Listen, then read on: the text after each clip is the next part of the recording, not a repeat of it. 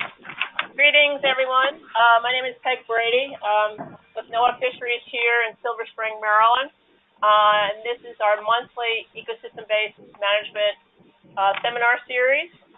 Today we have Libby Logerwell presenting from her office in Seattle, the Alaska Fisheries Science Center. She's been with the center since 2001, and she's going to be speaking today about ecosystem approach to management and focusing in on the work that she's doing as a co-chair of the Ecosystem Approach Group within the Arctic Council. And just a reminder, if folks could hold your questions to the end, we'll be taking questions online and also here in the room in the library, and I believe Libby has colleagues there in Seattle joining her in her conference room as well. So we'll be taking questions at the end for Libby and fielding those questions. And just a reminder, our next month's seminar is on April 10th, and that'll be Tony Marshak, who works within my office, the Office of Science and Technologies in Fishery, and he will be focusing on research that he and Jason Link worked on, which characterized and compared U.S. fisheries ecosystems and looking at factors for implementing EBFM across the nation. So put that on your calendar. And just one mention, I would like to extend an apology. We understand that we've been getting a lot of notices out, and we're trying to find the right balance of noticing for these seminar series. So we're going to reduce the number through the GoToSeminar platform and try to manage the number of notices that you'll receive in the run-up to these seminars. So again, I appreciate your patience on that, and please let us know if you have any other comments, suggestions. There's an opportunity to do that online when you finish the seminar today. So Libby, we're going to turn it over to you, and again, thank you so much for all your efforts.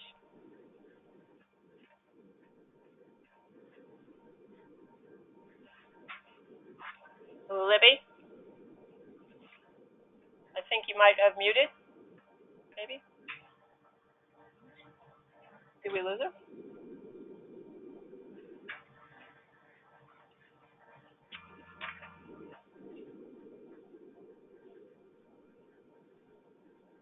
We're still standing by, waiting. Libby was online. I don't know what has happened. Oh. Now you're unmuted. Can you hear me now? Oh, we hear you loud and clear now. Okay. Okay, so it's on. Yep. Okay, wonderful. Thank you. So all right, again, yeah, go ahead.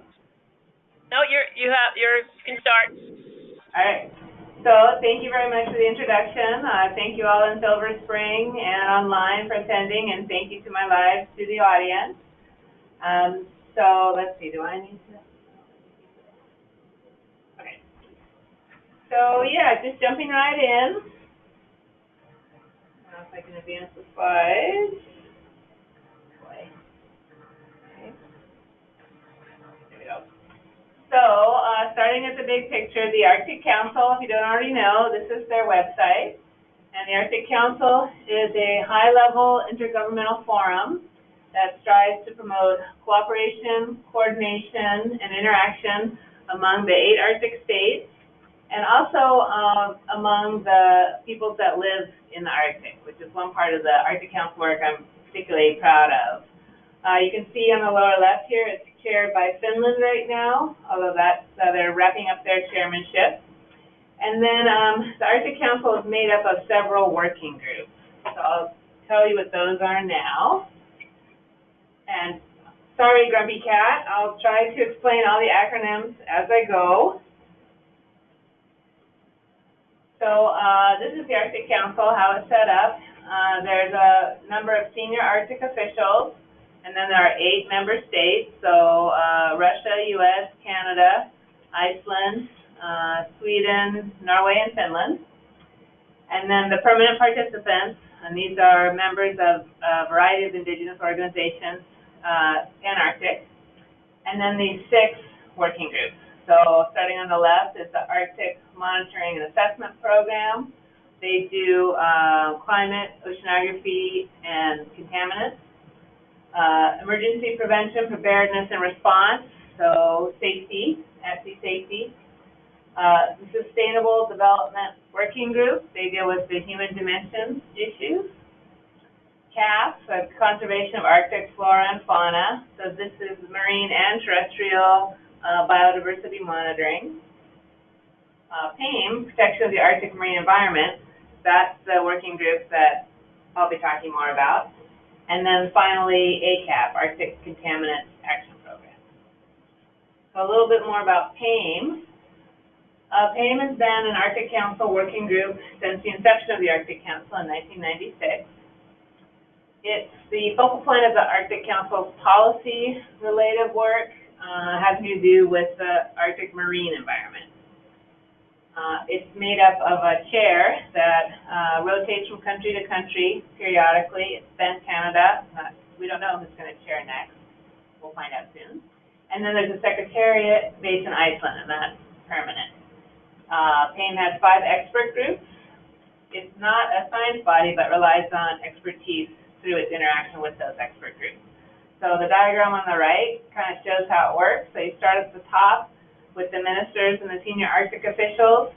They give direction to PAME, and then PAME then tasks the different expert groups, and I'll tell you more about those in a sec. And then the expert groups share their results with PAME, and then PAME communicates the findings back up to the ministers and senior Arctic officials. So this is the PAME website, and you can see there are 1, 2, 3, 4, 5 expert groups: Arctic marine shipping, Arctic marine pollution, resource exploration and development, and marine protected areas, and then the ecosystem approach. And that's the expert group that I'm a part of. This is the ecosystem approach website. You can go there and see, for instance, you can look at our various documents and reports. You can see what the current definitions of the large marine ecosystems are. There's some background information. So a little history about the ecosystem approach in the Arctic Council. So the ecosystem approach was adopted as an overarching principle by the ministers in 2004 as part of the Arctic Marine Strategic Plan. PAME then established this expert group in 2007. It's now become expanded, and now we work with the other working groups, Sustainable Development. We work with CAF, Conservation of Arctic Flora and Fauna, and we work with AMAP, the Monitoring and Assessment Group. When the ministers met in Kiruna, Sweden in 2013, they accepted a definition of EBFM or EA, so I'll show you in a little bit. And then when the ministers met in Iqaluit, Canada in 2015, they requested us to develop these practical guidelines for an ecosystem approach to management. And that'll be the main focus of my talk today, are those guidelines. So again, this expert group is chaired by Kiruna Declaration and Lise Lindahl Jorgensen, both from Norway. Kiruna's retired and will be phasing out. Lise will take over as that happens, and me, of course.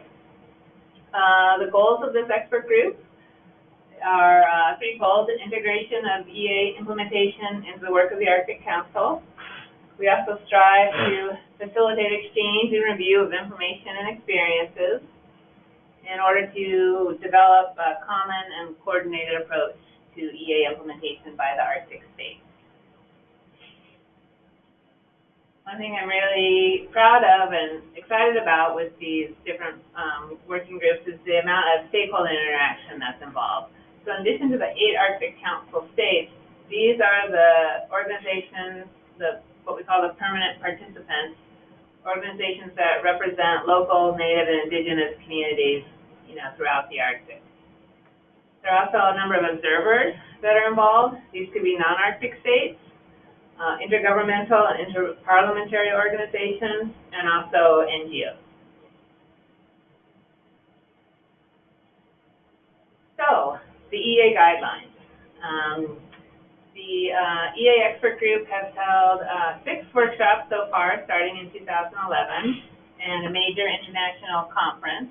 in August 2016. And the topics of all these different meetings have been various.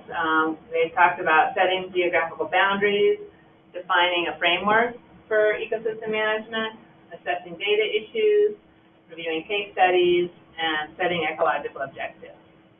We had a 6th EA workshop here in Seattle in January 2018, and the focus of that workshop was to start work on development of these EA guidelines that the ministers requested. The goal of the guidelines are to assist scientists, policymakers, and managers, and communities in implementing an EA approach in Arctic marine ecosystems. So here's the title page of our guidelines. You can see on the upper right, it's going to the senior Arctic officials. It's Agenda 6.23 for their meeting this May. So it's been reviewed and approved by PAME. So now it's up to the senior Arctic officials to review and approve, and then it'll become an official document. See the table of contents here. There's an introduction. We talk about this framework for EA implementation, and that's a really critical part of the guidelines. That's the framework for how we organize our thoughts. And you can see 3.1 to 3.6 are the 6 elements of the framework, and after this I'll show how they interact.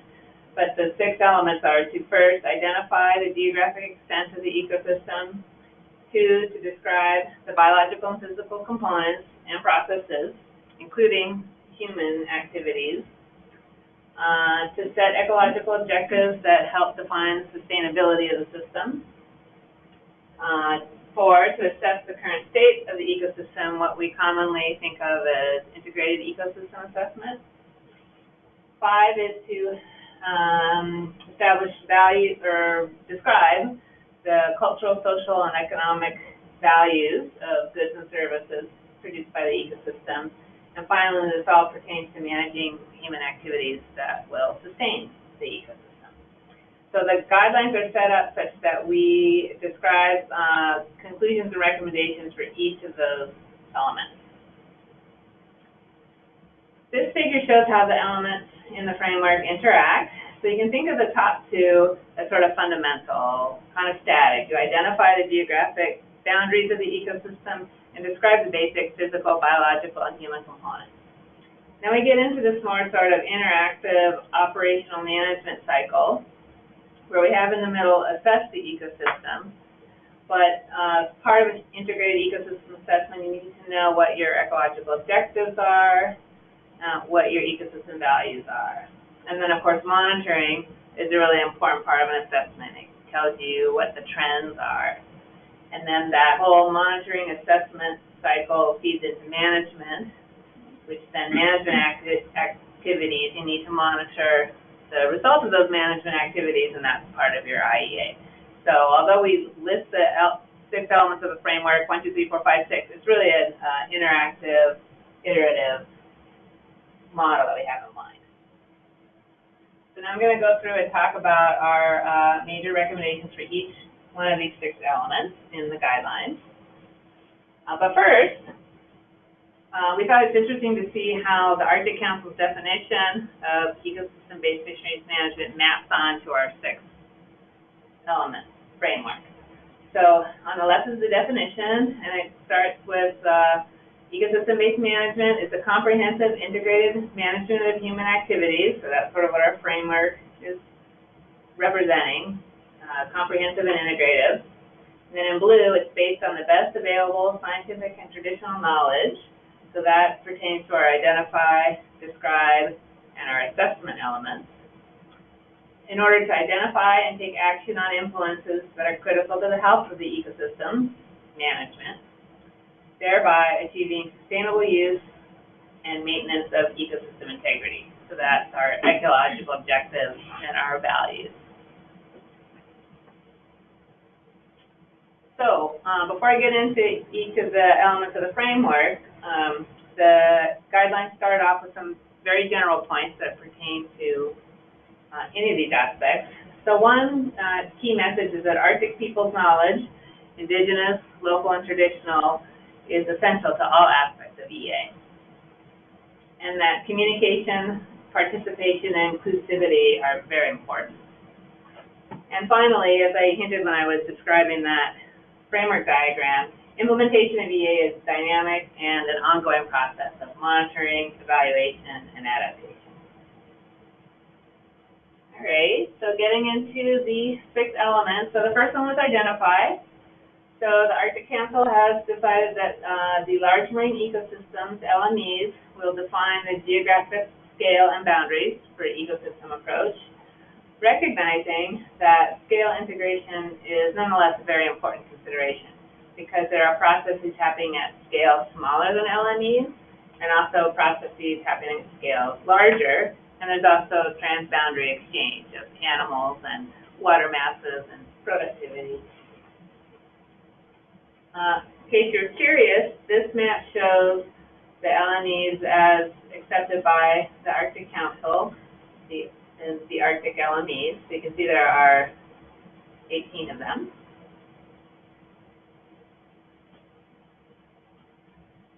All right, so then the next element in the framework is to describe the ecosystem. So you want to answer the couple key questions. What are the characteristics of the ecosystem, and how are they connected into a functional unit? We talked about in the workshop, and we described in the document, how conceptual models are a really good tool for this process. And that's important to include human activities along with the natural or non-human components and processes. And again, traditional and local knowledge should be used equally with physical, biological, and social science knowledge. And that there is inherently a spatial component to the description. There could be localized hotspots of productivity, and then of course there's a temporal component as we deal with climate variability and climate change. Ecological objectives, what are they? Well, it's tricky. They're a balance between exploitive use and conservation, and also a balance between the goals of nations and managers and local communities. Useful ecological objectives should reflect ecological features and be related to impacts of human activities. They should also be linked to management, social, and cultural objectives. And again, there's going to be a spatial component to your objectives. For instance, you might have special areas such as vulnerable marine ecosystems, VMEs. And again, there's a scale integration issue.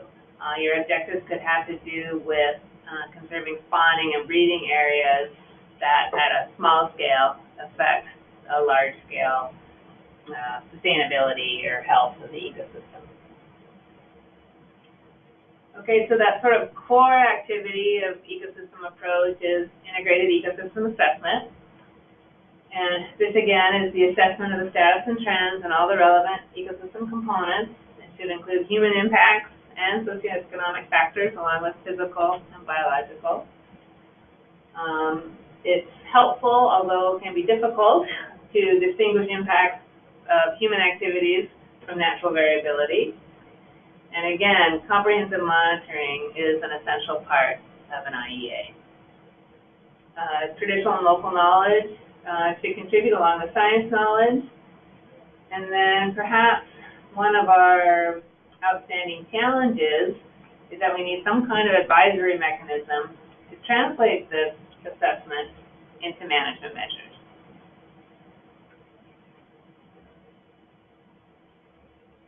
All right, so what about ecosystem values?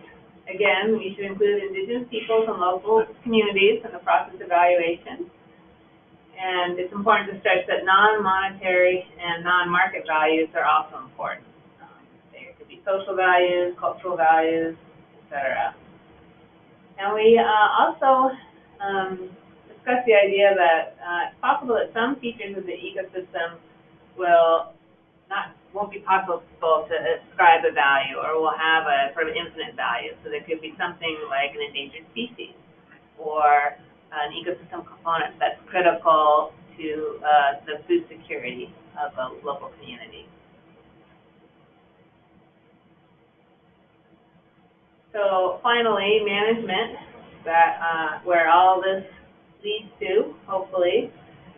So the goal of management would be to, or the management stage in a in the ecosystem approach is to provide updated information on changes that are taking place in the ecosystem, and thereby allow adaptive adjustment of management decisions and actions in accordance with these new conditions. So to achieve this, communication is going to be a very important part, and we need to have, especially because at this scale we're talking Pan-Arctic, we need to have coordination among regulatory groups and agencies, or at least communication, and also communication between managers and the public.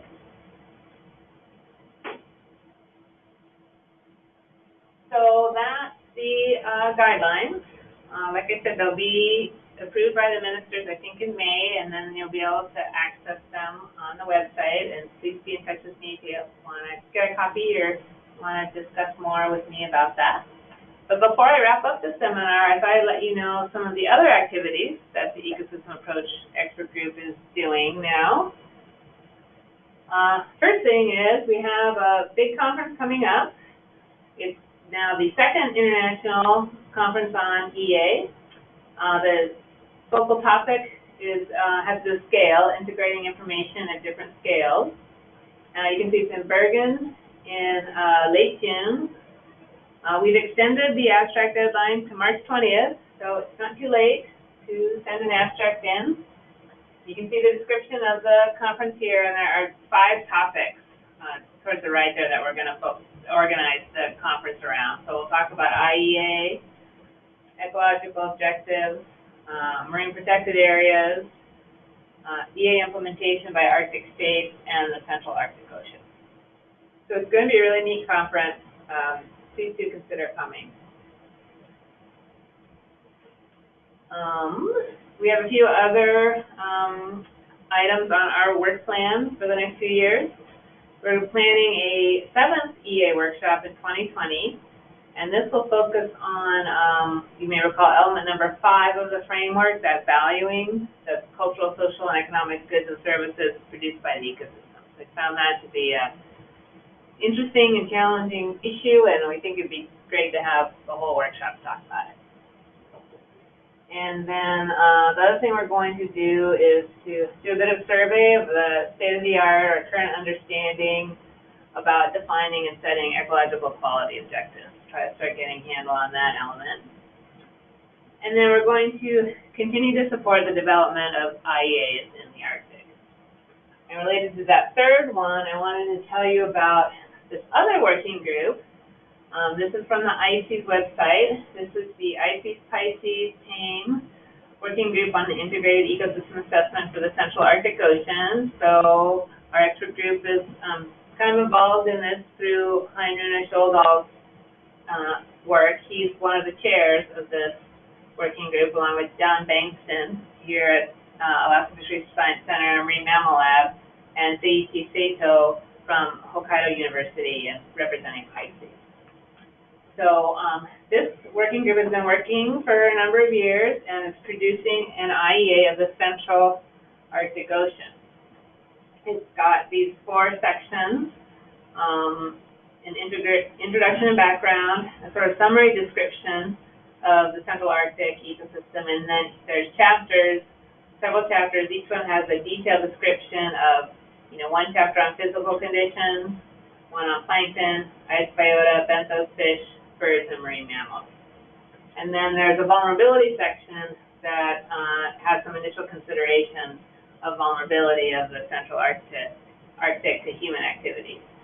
This document has been drafted and is in review, I think, internally, and I believe ICES is going to publish it in their one of their publication series, so they'll be conducting a review. So that should be out in the next year or so. And then finally, there are a few other activities by some of those other working groups going on in the Arctic that relate to ecosystem-based management or the ecosystem approach. So again, back to the web. This is CAF, Conservation of Arctic Flora and Fauna. This is their website. They published this terrific document, SAMBR, the State of the Arctic Marine Biodiversity Report. It's basically a Pan-Arctic IEA. There's a lot of information in there on everything from sea ice biota all the way up through marine mammals. So it's a really terrific report. And they're now starting to meet to sort of decide next steps and you know, how to implement some of the advice in this report. But it's pretty impressive. Then this other working group, AMAP, which is Arctic Monitoring and Assessment Programs, they produced this SWIPA report, Snow, Water, Ice, and Permafrost in 2017. And so this is sort of an assessment of the climate and oceanographic drivers pan-arctically. It's another pretty deep report. Okay, so that's all I have today. Thank you very much for your attention. Thank you all for coming here in the room in Seattle, and thank you for gathering there in Silver Springs, and thanks everyone on the phone. And I guess we'll let Peg moderate questions. Yes, Libby, thank you so much. Great job. We have a few questions that have come in online, but I'm going to turn to folks here in Silver Spring to ask if there are any questions for Libby at this point. Okay, and what about in your conference room, Libby? Any questions, guys? Yep. So there haven't been any marine protected areas actually designated yet, at least in the U.S. Arctic, like in the Chukchi Sea. That's something that's in progress. Yeah. So the question you didn't hear was whether there have been any marine protected areas designated in the Arctic, particularly the U.S. Arctic. And in the Arctic defined as north of Bering Strait, so Chukchi and Beaufort Sea. No marine protected areas, although you could argue that all of the U.S. Arctic is a marine protected area because it's not open for fishing right now. Marine protected areas are active and dynamic things happening elsewhere in the Arctic. So in the Atlantic Arctic Ocean, there are a number of marine protected areas going on. Bill, you might know more about that. I mean, I know I can't speak. Yeah, because there are active commercial fisheries in the Arctic and the Atlantic as well. So Bill Karp is here, quite active in ICs, retired here from NOAA, and he's pointing out that in the rest of the Arctic, in Europe, the Arctic oceans are fished, and there is an active work towards establishing marine protected areas. Okay, great. Thank you. Katie, we have a few on the line, right? The first question online is asking, you were mentioning that there were working groups that monitor oceanography and climate, and a working group focused on conservation of biodiversity. Does one of these groups monitor the status and trends of biological communities? Monitoring the status and trends of biological communities? Yes. So yeah, the conservation of Arctic flora and fauna covers, if I understand your question, they monitor status and trends of biota in both marine, offshore, coastal, and terrestrial systems. Is that what you were thinking? I am not positive of the intention of the person who asked the question, but okay, that's not you. Got it. I'm reading the comment. Yep. So right, CAF, Conservation of Arctic Flora and Fauna, is a little bit more like on the ground, actually studying the biological systems, as opposed to PAME, which is sort of a little bit more oriented towards policy-related questions, I would say. There's a lot of overlap between these working groups, and that's why the Ecosystem Approach Expert Group is now actually a joint expert group involving PAME and several of these other working groups that have relevant expertise for the ecosystem approach. Okay, thank you. And we have one more question. One more question online. From Michael Park. You spoke of scale integration and connecting ecosystem characteristics to functional units. Can you provide some examples of this? Good question. Provide some examples. Well, I hope that we'll have lots more examples after our conference in Bergen in June, because that's one of the organizing themes. So, and I think when we, as the expert group, wrote about scale integration or thought about it, we thought about things like, fish that through their life cycle migrate across L&E boundaries, or even more so marine mammals that, migrate in those areas. So that's one form of scale integration that we talked about. Another one we talk a lot about is integrating from small scale to large scale in terms of like very localized human impacts or localized human use of ecosystem resources. So there may be like coastal fishing or some whaling areas that are at a relatively small scale, but of course processes at a large scale really impact that hunting activity or that fishing activity, and vice versa. Those human impacts can spread to scale up to the larger scale. Okay. Any other questions in the room or in your room, Libby? There's no more online right now. Oh, okay. I'm sorry. No, there's no more questions online. So, okay. I think we don't have any here, Libby. Okay. And just a reminder for folks, if you have colleagues that have missed any of the seminars, this one and any of the others in the past, these are all archived online at the NOAA library site. So please share that information with your colleagues who may have missed today. And this presentation would probably be up and available within maybe 48 hours or so once it gets posted. So again, thank you for joining us today, everyone, and look forward to having you join us on April 10th. It's our next seminar series, and thanks to the NOAA Library here in Silver Spring for hosting us. Thank you, Libby. Thank you. Bye. Bye. Thanks, Libby. Thank you. You're welcome.